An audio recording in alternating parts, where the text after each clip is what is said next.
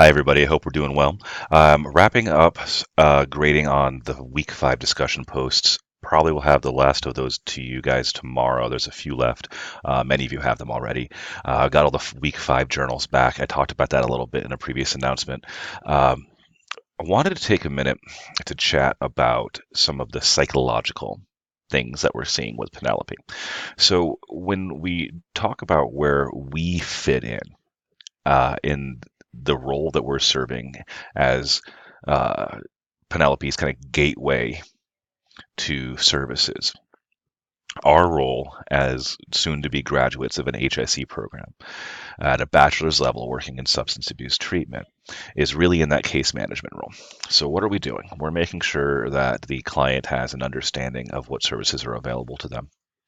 We're supporting treatment planning that some of which we're doing on our own, some of which is a lot of you talked about the CBT opportunities that the client has as far as a place to refer.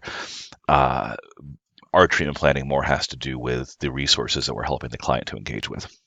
Okay. And then those resources are going to have their own treatment plans. So the residential facilities that we were sending her to, they're going to have their own policies, their own ways to go. The outpatient counseling that some of you are referring her to. And I want to talk about that for a little bit. Because when we're talking about the case management, what we're really talking about, if we go back to our HSE 101 days and we think about the Maslow's hierarchy of needs, which I prompted some of you to look into a little bit in the last discussion, we recognize that our role is to make sure she has those lower level supports in order to be able to work on her substance abuse treatment. She's got to have a place to live, she's got to have food to eat. At some point, she's got to have a way to pay for the treatment that she's getting, right? The fun stuff is to work on why is Penelope doing what she's doing? Why is she continuing to use drugs when she knows that they're bad for her? This is the number one strength we see with this client. She's relatively self-aware that her substance use is a problem.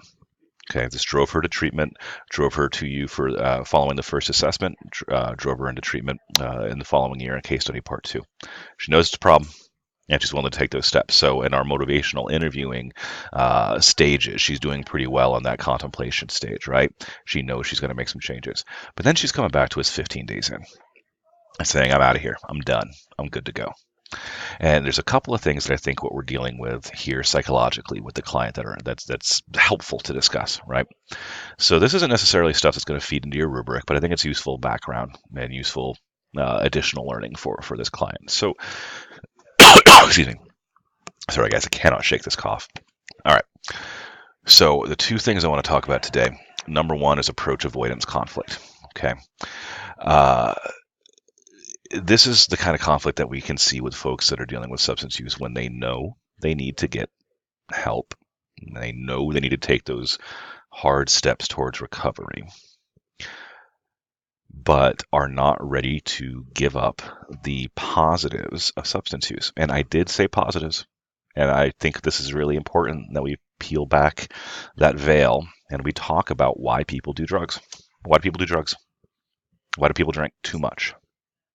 And it's because it feels good. And in the moment, it makes everything else feel better. It makes you feel as though those other problems that you're dealing with, in Penelope's case, the problems with family, the problems with work, the problems with college, in the moment of use, those problems are not problems because she feels great. Of course, we all know that the longer she uses, the less great it will feel. That's why she's now branching out into oxy, she's branching out into heroin. Drinking isn't doing it for her anymore. We know this. She knows this too. But engaging with substance abuse treatment means that she will reduce the amount of time she gets to feel good. And ultimately, that's a huge driver, and we have to recognize it. So, what she's doing when she's kind of working with us is she's engaging in this approach avoidance behavior. I want to engage in treatment. I know there are positives here, but there's a negative from her perspective in which she's not able to engage in the behavior that's currently making her feel good. It's huge. That's basic reinforcement, right? Pardon me. The reward that she's currently receiving from the stimulus response pattern, you're going back to some basic conditioning stuff, right? The reward that she's receiving feels better than not receiving the reward. That's why all of us do anything, right? That's why we go to work, because we get paid. Don't get paid, don't go to work. Stimulus response, we get a reward. Right now, she's engaging in substance use behavior to feel good. She's reluctant to continue to work towards treatment because she knows that means the end of something. Similarly, that was what we talk about with cognitive dissonance. It's the other term. So we talked a little bit about approach avoidance and cognitive dissonance. In this case, both terms are kind of leading us to the same place, right? What is cognitive dissonance? We all know smoking, for instance, is bad for us. We all know that overeating is bad for us, and yet I'm not getting any skinnier, right? Because I like to eat. People who smoke like to smoke, and the reason that we like to do it, even though we know, as again going back to the reward, we get a benefit from it, something that we enjoy out of it. Now, don't get me wrong. I'm not saying it's a holistic benefit. I'm not saying it's something that's actually really good for you, but we get a benefit from the behavior, even though it's bad from us, bad for us, and that benefit is the short-term feeling that we get from engaging in the destructive behavior. Okay. We can talk about Penelope all day long in regards to where did the substance abuse come from? Did it come from dad? Did it come from college partying? Did it come from trauma response? Where did it come from? The behaviorist in me doesn't really care right now where it comes from. What I really care about is how do we help her break that conditioning in which she's engaging in a behavior of using drugs and getting rewarded. Normally, what you do when you try to break this pattern with other types of conditioning, or other, excuse me, not other types of conditioning, but with other habits, right? Nail biting, or even adding in a good habit, adding exercise, you know. So what we normally would do is we would try to take, okay, this feels good, but we don't want you to do it, so let's replace it with something else that feels good too, and we'll move you from this rewarding behavior to a more positive rewarding behavior. And that is where we want to go with Penelope. And really we want to go ultimately with substance use. So some of you in the discussion this week talked about exercise, talked about distracting behaviors, talked about other things. And that's something that's really important. We can't replace the use of substances with nothing. Otherwise, that approach avoidance behavior is, I don't want to engage with treatment right now because it's still making me feel good, and we haven't given the client anything to do instead to help them make them feel good. There's a couple of reinforcers we know are stronger than most of the other ones out there, and unfortunately, substances are one of them. And this is why the work that we do in this part of the field is so difficult. And I think we have to address it. You don't see this written down in textbooks a lot, but I think we kind of have to exercise some reflection on this. Apparently, and I'm saying this out of ignorance because I have very limited experience with substances myself, but apparently they feel great, right? Apparently they feel great. And we have to recognize that. So when we look at Penelope, a lot of us are looking at her and we're kind of startled. We're like, listen, so many of the problems in your life are caused by your drinking and now by your heroin use and your oxy use.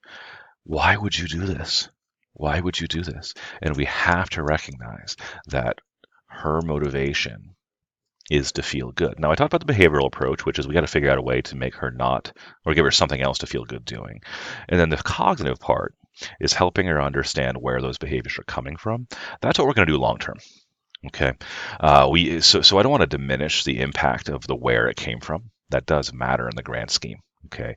But right now, what we're engaged in at this point of Penelope's treatment is why does she want to leave now? Why does she want to leave treatment? And she's telling us a lot of things. She's telling us, well, I don't really like AA groups. They're talking down to me. I don't really like NA groups. And I guess I'd like to do this women's group, but I haven't really taken any action to get there. You know, it's been 15 days. I'm good. I'm good. I can go. So is it possible that she really thinks she is good to go? Maybe. Is it more likely that she wants to discharge at this stage so she can go feel good again? Now, she can be both. She can both be motivated to make long-term changes in her life and struggling with the desire to use again in the short term. Those can both be true at the same time. So what we have to recognize is many of our clients are going to come to us with these rationalizations. I'm ready now. I'm good. I'm good. And it's our job to help redirect them. It's our job to help intervene with them so that they have the opportunity to look at both of those goals. One, short-term feel good. One, long-term get better.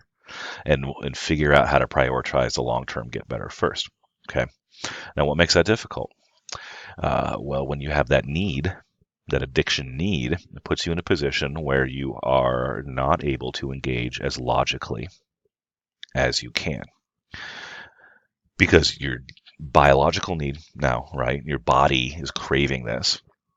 Your mind is craving this, and you know it's going to feel good, and you can worry about the long-term stuff later. You just need to get this one more fix. You just got to get this one more opportunity to use. Now, so why is this particular stage in Penelope's recovery so important? What she's already done is she's gone through withdrawal. She's gone through detox in the facility. Biologically, she's at a state of rest. Okay, so we have a window right now where the urge to use is still there, it's still strong. Probably over the last year, this window right now, where she's been in treatment for 2 weeks, is probably the clearest and most logically she's been able to think, based on her increasing level of use. So this is why our window is so important here. Okay, now my work in the field primarily was less on the substance abuse side and has been more on the cognitive behavioral side. So what would we do for Penelope in this scenario? Uh, Again, I lean more behavioral. I really do. Most of the counseling I've done has been related to folks that are either coming in and out of foster care or in and out of correctional institutions. So most of the time, we have a very short window to address behavior before the client risks some pretty serious um, consequences, right? So we work on the behavior, and then we hope we get the behavior under control enough to work on the cognitive part of it later. It's kind of the tack I'm going to take with Penelope in this case. What I really want to do right now is I want to attack that cognitive dissonance. I really want to take time and get her to engage with me in a discussion about what really happens if you leave this facility right now. And we're going to probably draw like a projective timeline. And so first, what we'll have done is we'll go back and draw a timeline of usage, right?